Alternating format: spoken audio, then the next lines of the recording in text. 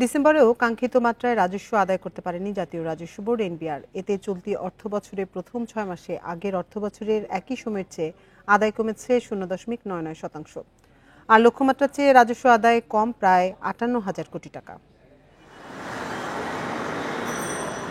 দেশ পরিচালনার খরচ মেটাতে চলতি অর্থবছরে ৪,৮০,০০০ কোটি টাকা রাজস্ব আদায়ের পরিকল্পনা অর্থ মন্ত্রণালয়ের। তবে আন্দোলন, ক্ষমতার পালাবদল, অর্থনৈতিক অস্থিরতায় মূল্যস্ফীতির লাগাম টানতে সংকোচনমূলক মুদ্রানীতি বাস্তবায়ন করছে বর্তমান সরকার। রাজস্ব আদায়ে চাপ থাকলেও চিত্র ভিন্ন। লক্ষ্যমাত্রা অনুযায়ী রাজস্ব আয় করতে পারছে না জাতীয় রাজস্ব বোর্ড। এনবিআর এর তথ্য অনুযায়ী জুলাই থেকে ডিসেম্বরের রাজস্ব আদায় ১,৫৬,০০০ কোটি টাকা। আগের অর্থ বছরের প্রথম ৬ মাসে আয় হয়েছিল ১,৬৫,৬৩০ কোটি টাকা। সেই হিসেবে বছরের ব্যবধানে রাজস্ব আয় কমেছে ১০,০০০ কোটি টাকা।